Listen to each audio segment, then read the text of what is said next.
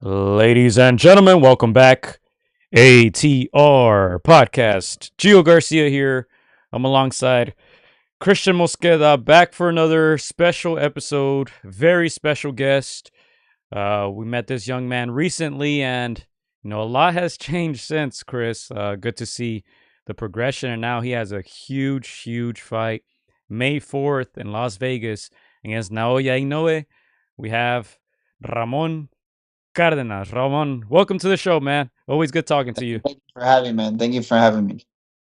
And obviously, bro, we're just gonna jump into it, man. We know why we're here. We know why you're here on this podcast, man. Again, this is a life changing opportunity, a life changing match. We talked about it weeks ago, right? We I Yeah. asked you, almost like if it was a dream, but man, it's here. It's real. It's on BoxRec. It's on all the boxing news outlets, man. Just tell me, what does it feel just to see all of that, those titles, those headlines with your name across, Naoya Inoue. I mean, it feels good. It feels like all my hard work that I've done throughout the years, man, and it's not even. It's been since 2008 since I've had this dream to fight for a world title, and it was cool because I've always dreamt about fighting for one world title. I always thought, oh, okay, I'm gonna just fight for one, and that would be my dream come true. But to fight for all four of them, to fight for undisputed, is even more than I could ever ask for, man. And I'm just blessed to be here. And take me back a little bit, bro, because we've heard the rumors circulating around Inoue and you, Picasso. We've heard the Sam Goodmans, even MJ. We've heard all these names, man. But take me back to when you got the news, the actual news from your team that, hey, man, this is going down. This is happening. Take me back to that moment. So basically, I was buying food, and I just fought literally maybe a week, prior. I had just fought, and I was like just buying.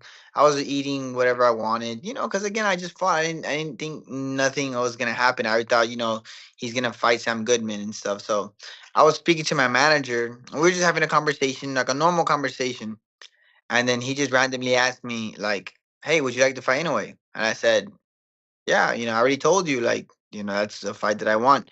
He said, "Okay, May 4th." And I said, "Are you serious?" He was like, "Yeah." And I'm like, "Nah, you're playing." He's like, "No, I'm being serious." And then so I was like, "Oh, like, okay, like, so he's like, "Okay, we're still negotiating with them, but just keep it under the wraps. Don't tell nobody." And then basically, like, everything else fell through. Everyone else fell through, and I was the only one who was willing to fight him. And for me, it was just the opportunity to be here in this position, and being able to kind of go against one of the best fighters in the world, man. It was really one of those things where it's like there's nothing else that I want. So yeah, it was relatively like crazy how it happened. Just I was buying food, brother. Like it was crazy. I was literally legit buying junk food. I was buying bad, food to eat Right. because I just fought. And so, that's basically how it happened, man. And again, you said you kept it under wraps. I mean, you can only keep stuff under wraps for so long before the headlines come. Tell me what it meant, when you had to share that news with some of your other stablemen, some of your boys, some of those guys that you spar with. Are there any stories that that somebody told you, you told them, or No, so basically what had happened was I had started getting random phone calls from like friends and stuff, and I kind of was like, okay, well, something's going on. I was like, something's going on because I don't usually get, as funny as it sounds, like I talk to my friends every now and then. I always tell people this, like, your real friends are people that you don't have to talk to every day. mm, So then I randomly would get calls from like my friends, and they're like, "Hey, bro, like, are you seeing what's going on with you and Inoue?" I said, "Nah." But I kind of already knew. Like, we're already in conversation with Inoue, but like news, like media outlets and stuff started leaking. Started They figured out, or somebody leaked that we were in negotiations. So then somebody else leaked, and everything happened. And after a while, like, everybody started finding out, and I was just getting random calls, like nonstop calls every day, asking me if I was gonna, like, if the rumors were true. And I just said, "Bro, honestly, I know as much as you know." I was just acting dumb, but it was cool. Like, it was cool to see like people are very interested in the fight, and they wanted. They're like, oh man, you deserve it, brother. You've been grinding, man. You've been working, and I was like, man, well, just hopefully it happens. Yeah, and how Ramon, how fast did those rumors come? Because we hear rumors all the time, and I know Chris and I try to stay away from the rumors. Like we'll talk about fights like once they're official, and like we really post anything either. Like I know we had some or that interview that Chris did with you. You guys talked about Inoue a little bit, but I didn't want to post anything because I'm like, what if it's just a rumor, you know? So how fast did it go from you speaking to your manager to it being like online, and how for how long did you have to act like nothing was happening even though you kind of knew? Like 3 days, man. Wow. Everything happened relatively fast, brother. Like everything happened relatively fast, and like I said, it was an opportunity where I didn't want to um play hardball. I Mhm. accepted everything that they wanted. Um, and it's like anything, I would have accepted everything. Like if they told me, "Hey, your shorts have to be pink and your boxers have to be yellow," my boxers would have been yellow and my shorts would have been pink. I didn't. I wanted to fight, and because like anything, I said this and I keep saying this. That's the guy I wanted to fight. So when the fight presented itself, I said yes. Everybody always talks about, oh, I want to fight so and so until so and so wants to fight you. Then they're like, oh, you know what? Like, never mind. I don't really want to fight them. Never mind. Or they make an excuse, or they get sick, or whatever, etc. Whatever happens. But I wanted to fight anyway, and the fight presented itself, and I said, you know what? Accept everything. I don't mind it. I want to fight him. How big do you think, or do you think it'll be a factor that it's in the States and not in Japan? I don't. That's a hard one, man. Because I've always said, me myself and I've always said that you can put a ring in the middle of the desert and it's still going to be a ring. It's still going to have four corners, and I don't think a fight ever changes no matter where you put a ring. So I don't think it'll be a factor. I don't think it'll be anything he hasn't seen. He's fought all around the world, and same with me, man. I've never. I don't see the ring or anything like that, or I mean I don't see the place making a difference. I think he's gonna go out there and do his job, and as am I. And you told me behind the scenes, Ramon, like, hey, even before this fight was an answer, like, hey, win, lose or draw, I want this fight. I want this. This is a fight that can change my life. Can you tell me a little bit more about that mindset and the enormity of this fight? Yeah, I mean, like boxing needs to go back to where the best fight the best. Boxing has become a big popularity contest. I've been saying this recently because it came into my head. I was thinking about it, and boxing became a popularity contest in the sense of if you have 200,000 followers on Instagram, or if you have a big following, people are like, oh, he's really good. But bro, I've known fighters who have 200 plus thousand followers, 100 plus thousand followers, and they're not very good. They don't have no accolades. They haven't done nothing in the sport, but just because they have the big following, they think they're very good, or like the people think they're good. So for me, like I told you the last time, it's like the best has to fight the best no matter what. Back in the day, Sugar Ray Leonard, Duran, and Hagler, and all these guys, there was no social media then, but they fought each other, so they knew who was who. You know what I mean? Like they knew who was who. So for me, it's just like I told you, getting back to old school boxing, the best fighting the best. Win, lose, or draw, you should fight the best, and in their prime, and in their best, in their best time. I didn't want to fight a 35-year old Naoya. Mhm. I don't think anybody would want to see that. They're gonna be like, oh, bro, he's already an old man. He's in his prime now. So, again, win, lose, or draw, just let's go back to old school boxing, man. That's all it's about. Hey, and let's Ramon, let's rewind a little bit because talking about fighting the best, your last fight, you fought an undefeated fighter, Brian Acosta, which was a very Mhm. tough fight. Um, Tell us a little bit about that, and we know that a lot of fighters kind of play it careful when they're reaching those top spots. You were already talking about Inoue, but you still decided to take that tough fight. Can you tell us a little bit about that?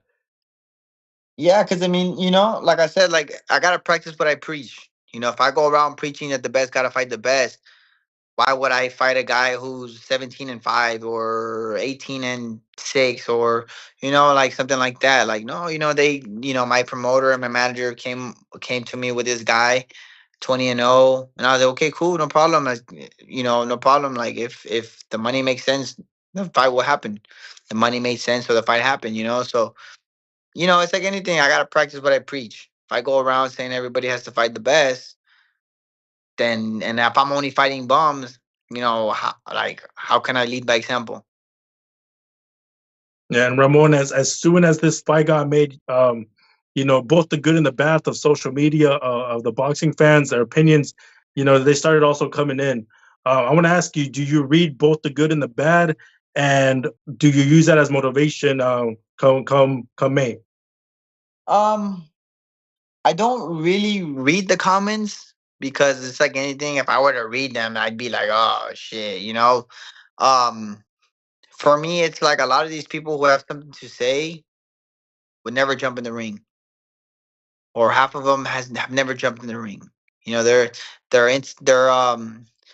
Instagram fighters, or they're Twitter fighters and stuff like that. Man, like I don't pay attention to them because ultimately, like I'm doing something that they couldn't do. No disrespect to nobody, but if the shoe fits, wear it. Like how am I gonna argue with somebody who's on Twitter or Instagram all day worrying about what I'm doing? You know what I mean? Like if they're worried about what I'm doing something right. And so it's one of those things where um the best obviously should fight the best, and people need to stop worrying about Instagram and social media. Like, hey, if this guy's ranked number 2 in the world, or ranked number 1 in the world, or ranked top 10 in almost every organization, that means something. You know what I mean? Like, it means something. It's not just, oh, they put him there just because. No, like, I'm here because I earned my shot, and they didn't give it to me. There's other fighters at this, and I stepped up ultimately. I stepped up to the plate. While nobody wanted to fight him, everybody was pricing themselves out or whatever the situation again. I don't know whatever happened with the Picasso situation, but he was front runner. Then all of a sudden the fight fell. So I don't know why it fell or anything like that, but again, I stepped up to the plate, and people should be, hey man, like give me credit because nobody wanted to fight him. And Ramon, of course, Inoue is talked about the world over, top three pound for pound. Some people have him one, some people have him two, but I don't think anybody has him outside the top three. What would it mean for you? Obviously, we know this is a legacy defining fight, for yourself. What would it mean, to be able to pull off this shocker, to which that would be to most people. But what would it mean for you to have your hand raised, come May? Man, it'll be a dream come true. You know, um, It'll be a dream come true 100% because it's like, since like I told you, man, since 2008, since I started boxing, I never told myself I want to go to the Olympics. I want to be Olympian. I want to be a gold medalist. I never said that. I always told myself I want to be a world champion. And it'll be a dream come true, really, to where, getting my hand raised on May 4th will be like, I mean, I don't think there'll be anything else better in my life. Obviously, probably having kids, but until then, I wouldn't know. So I think winning May 4th will be the best thing that's ever happened to me in my life so far.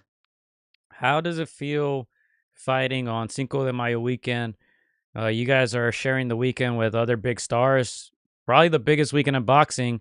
Ryan Garcia's fighting, Teofimo Lopez is fighting, Canelo's fighting the next day, and then you guys cap it off on May 4th. How does it feel to be fighting on that special date for many Mexicans?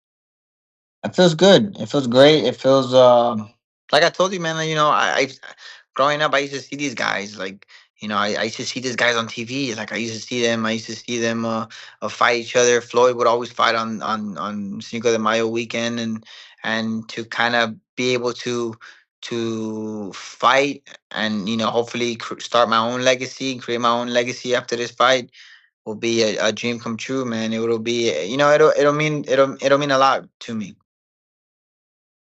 And Ramon, obviously, you have the services of Joel Diaz, very experienced coach there. Obviously, Inoue has his father. I mean, what does it mean to have somebody like a Joel Diaz who's been there? He's been at the mountaintop. He's got vast wealth of experience. You know, he's walked through those doors. What is it going to mean for you to have him? Come May.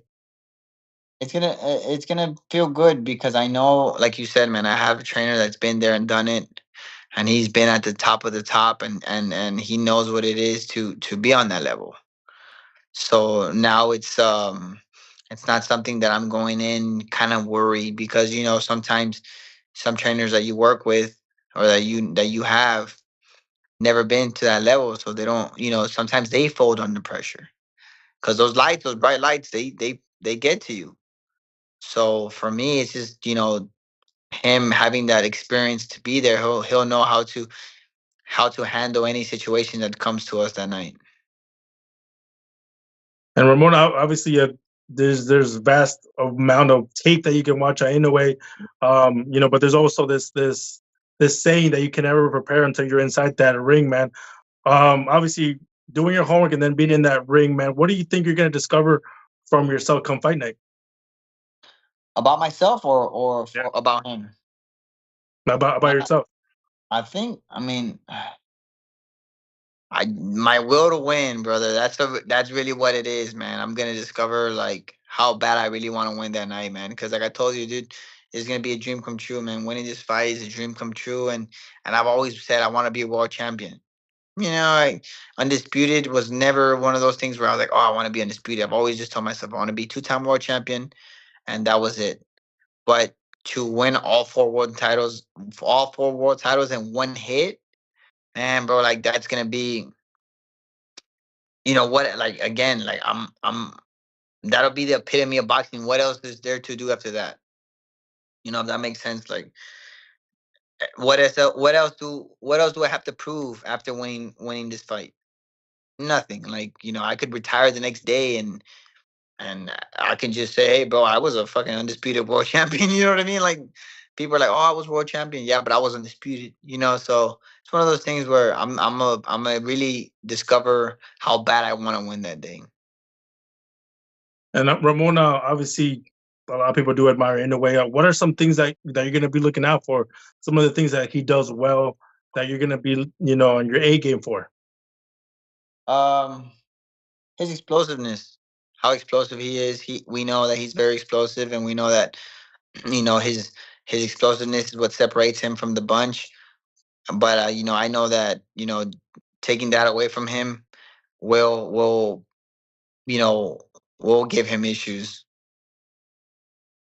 And there was moments in his career where he had like an aura of invincibility. One of his last fights, he was dropped. Does that give you like a sense of like, hey man, if that person can do it, I can do it too? It gives me a sense of he's human. Like, no one's invincible, brother. No one, if you get caught in the right shot, bro, like, look at me. I never gotten dropped as an amateur, in sparring as a pro, and I got dropped by a dude who didn't hit hard, because the guy did not hit hard, but he just caught me with a good shot right here in the temple, and I was just went down. And it was kind of like, man, I didn't expect it, but again, it just goes to show, like, no one's invincible. Like, um, and any given night you can get dropped. So that's how I'm taking it.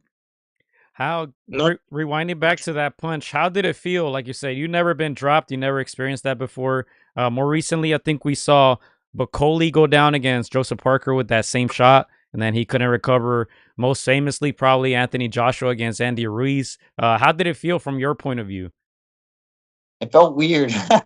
I'll tell you that. It felt weird because it was one of those things where I just felt my whole body just kind of like went sideways, and I was like, what the fuck? Like, I never expected it. So I got up.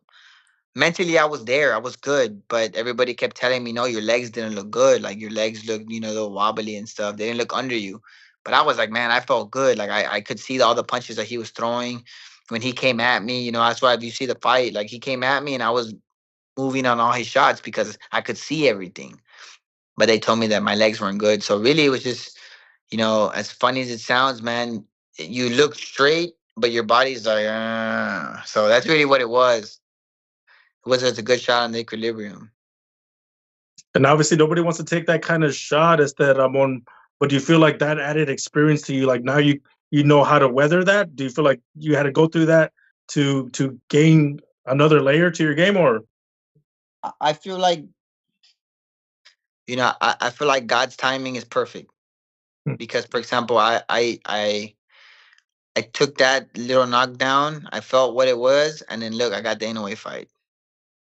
So it's one of those things where I know this fight's gonna be tough, and I know this fight, either one of us can go down at any minute, any second of the fight. So it's just like I said, man, it's God's timing, bro. I was able to kind of like it showed me, okay, you're gonna go down in this fight, but your next fight, you're gonna know what it feels like, and you're gonna be ready. You're gonna be prepared for it. So yeah, I think that's what it was. and bro, just to piggyback off Gio mentioning that fight card in Riot last February 22nd, we saw somebody from your team, somebody that trains in India, in Dimitri Bivol, get his hand raised over a very very powerful Metroviv. Do you get motivation from those kinds of fights? A lot of the narrative was that Metroviv was going to knock him out, but a lot of people that side with people felt that he could win, and he ultimately got his hand raised. Do you get motivation from those kinds of fights?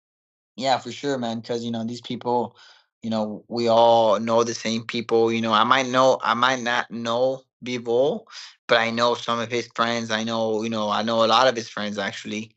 I know people he is close with. So I feel like as a friend, I gotta support my friends' friends.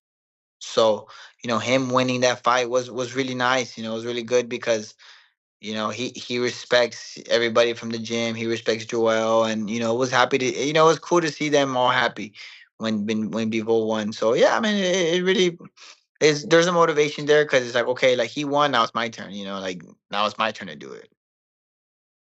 And we recently had Sean Porter, who gave us a snippet, man. He said there's a few guys that get, all the attention in boxing, and we know who those certain names are. But he also mentioned there's guys in and around those names that maybe a lot of the casual fans don't know, but they can shock. Are you ready to be one of those guys to shock? Yeah, man, for sure. Because like I told you, I think this is my moment. This is my moment, and I have to take advantage of it. And I just have to be ready for anything that in a way may bring. Because I know, again, like I said, he is who he is for a reason. He's not a walk in the park. So I have to just be ready. And I think this is my moment. I'm in the prime of my life. I'm in the prime of my career, and I just have to take advantage of this opportunity that I've gotten. How high do you rate Inoue in that mythical pound for pound list? Do you have him up there pretty high, or Yeah, for sure. I think the experts, the boxing experts, have him top two in the world for a reason. He's the only two. Well, from what I know, no, he's not the only one, but he's undisputed two-time champion twice. 118 and 122. Not everybody can do that. Not everybody can become world champion. So imagine doing it undisputed and coming from 100 and what 12 pounds or something like that, 108 pounds. He's came all the way from 108 pounds all the way up to 22 and been undisputed two times. That right there says a lot, man. So yeah, he's for sure the real deal. And Ramon, obviously, we've seen all those belts. When we see that division, we see nothing but Inoue's names, man. When you look at those belts, man, like, what do you tell yourself? What are some things that maybe some rituals that you have, with yourself that people don't know? Like, what are some things that you tell yourself as you prepare for this match? So I always tell myself this, right? And it's a saying from my favorite movie from Gladiator. And I don't know if you have seen the Gladiator movie, the first one. So the part that says he says, "I knew a man who once said death smiles at us all. All a man can do is smile back." Right? And so that quote goes to saying like you're gonna like no matter what, you're gonna die. Death is guaranteed. But what you do in life is what really is gonna matter, right? So all you can do is look at death and smile and be like, all right, like I'm gonna see you soon, but in that life, in my lifetime, I'm gonna accomplish as much as I can accomplish. So I always post that on my story, and I always like because that's a mental thing for me. Because for me, it's like, man, like this is my moment. This is what I dream for. This is my looking at death and saying, hey, I'm gonna see you soon, but I'm gonna accomplish what I want to while I'm here. So that's basically what I tell myself every time, brother. Like that quote, I say that every time. And I've asked this message, on your live. I'm going to ask it here for our audience.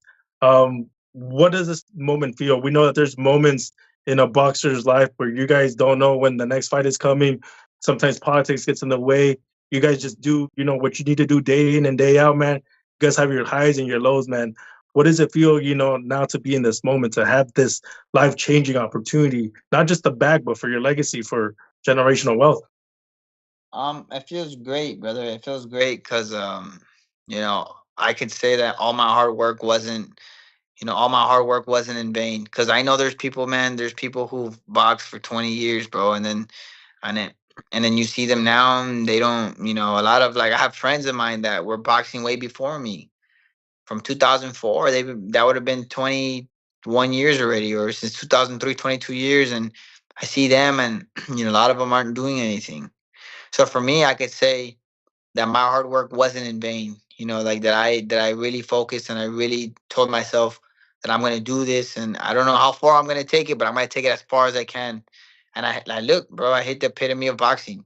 I hit the epitome of boxing, and that's why I said, win, lose or draw, bro. Like, my story, if you were to understand my story from scratch, you would understand, like, damn, this fucking kid really did that. So for me, it's just going in there, man. Like I told you, like, I just blessed, man, blessed, and just gonna go fight my ass off, to win. Hey, and again, what message do you have to the doubters, to the naysayers? We've always said, me and Joe always talk about this, like having that fight inked out, that's already a win in itself. But like you said, you don't wanna stop here. What message do you have to the naysayers out there? I mean, I don't really have a message for them, because it's like, you could give them a message, but they won't really care. They're set in their minds that I'm going in there to get knocked out, or whatever the situation may be. Um, If I see me, I wouldn't be paying attention to nobody else. I just pay attention to boxing, and it's in the sense of, like, hey, man, that's gonna be a good fight, or look up the people, and really understand. Oh shit, like, yeah, he's a good fighter, or he. That's what I mean. Again, I don't really have a message to them. The best message I can tell them, man, is good luck in their life, brother. Like, I'm gonna be good. Like, I know that I'm gonna go in there, and I'm gonna work my ass off, and I'm gonna do what I gotta do to win. And For this might them, for them, it would just be good luck. yeah, and this might be an easy answer, but is this the toughest fight of your life? For sure, man. 100%, 1,000,000% is gonna be the toughest fight of my career so far. Um, because of who he is, as a fighter. 100%, yeah, for sure, 100%. Gio, any final questions, Gio? Yeah, my last one, Ramon. Let's Yeah. let's go ahead and picture it, because, man, you gotta see it before it happens, man. It's May 4th. You're fighting Naoya Inoue. What is the ideal scenario? How does it all unfold? The ideal scenario would be for me to win, and then after that, I have a rematch, win again, and then retire. Because there's nothing else for me to do. For me, it would be, what else is there to do after you win undisputed? For me, I've never been, you know, if I was fighting for money, bro, I'd retire a long time ago. I'll tell you that. In that way, I'll tell you right now. Like, if I was fighting for the money, I would have retired a long time ago. But for me, it's just accomplishing my goals, accomplishing my dreams, man. And I did that. I did, like, beating Inoue. I will do that. I will accomplish it. So after that, there would be nothing else to do for me. I think I would sell off in the sunset, have some kids, um, maybe get married, live my life. That's probably what I would do. Honestly, it's a good question, actually. And brother, obviously, let's say you do what you just said you were gonna do. I know that you're really good friends with MJ. What would you say if he says, like, "Hey, I want to crack at that. Let's both get money." Then I would. It would have to be very intriguing money to do it. It would have to be very, like, money where we both go home very happy, and or we both go eat after that, and we say, hey, we freaking did it. We made some money together. But that's what it would be, man. Like, it would have to be some really really intriguing money. But I'm pretty set in my head where, what, like, winning these next two fights, would be one of those things where I wouldn't really feel like anything else to accomplish, if that makes sense. I think I would probably just head out in the sunset and enjoy life. And we're about, I want to say, what, 45, 47 days from fight night. What do the next weeks look like for you? What are you going to give up eating? What does it look like in the next 45, 47 days for you? I mean, a lot of continuous hard work. A lot of continuous hard work. I got a chef this time. This camp has been actually very expensive because I'm trying to do everything in my power to win. So I've gotten a chef here at the house to cook for me on a daily basis. Um, I've gotten strength and conditioning coach. Well, I've always had strength and conditioning coach, but I have it where my strength and conditioning coach kind of pays more attention to me now. I have my own hours. Just like I said, man, I'm doing everything I can. Food wise, she's doing her job, so she knows what she's doing.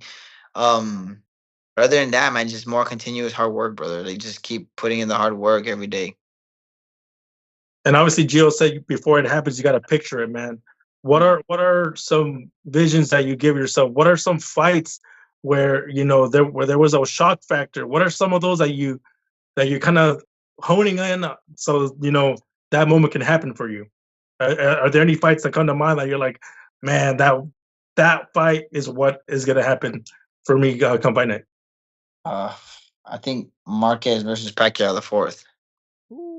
Where no one expected Marquez to win, and then his nose was all beat up and broken, and then he ended up winning. And then he said, "You know what? Like, you see, like I told you." I think for me it would be an "I told you so" moment where everybody's writing me off and everybody's saying, "Oh, Ramon's just going in, and he's gonna lose. He's carne de cañón, and stuff like that." But I'm going in knowing that I could win this fight. It's a very winnable fight for me, and that's what I'm gonna prove to the people. Hey, for me, bro, just again, congratulations. Thank you, man. I went crazy when I heard the news. I was like, damn, my boy's getting that fight. Like, that's awesome. Again, I know it's a tough assignment. I know, you're getting messages from all over the world, but I mean, I know you're gonna lock in, and I know, you've been putting in the work for years, man. So again, we're excited to see this fight, man. We're gonna tune in. Again, it's a big fight weekend. I think a lot of people are gonna know your name, come fight weekend. But man, we're ready to see you put on the show. Thank you, brother. Appreciate you guys for having me again. A last thing, Ramon, look right into the camera. You know he's going to be watching this. Tell him something. I see you May 4th, brother.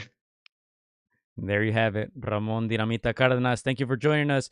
We'll talk soon, man. Best of luck in training camp. Hope everything goes well. And Thank you. be tuned in, man. May 4th. Thank you, brother. I'll see y'all guys there. Yes, Thank you, sir. bro. Thanks for taking the time, bro. We'll see you at the gym. Yes, sir. All right, bro. Bye-bye. Ramon Cardenas, ladies and gentlemen. Thank you so much for the interview. Chris, we're out of here. Say your last words. You got 10 seconds before I cut the stream off. Thank you guys for tuning in. Thank you guys for supporting, man. Again, don't miss that fight, May 4th, Cardenas versus Inoue. Peace. Let's get it. Let's go, mates. We'll see you soon.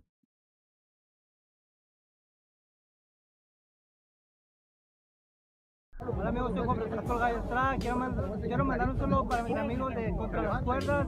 Échenle muchas ganas. Un abrazo, muchas bendiciones. Shout out to Against the Ropes. You know what mine is? Let's box, bitches. It's almost fight night. Shout out to Against the Ropes. Thank you for the support. Keep doing your thing. You're doing a great job. So thank you and best wishes. Against the Ropes.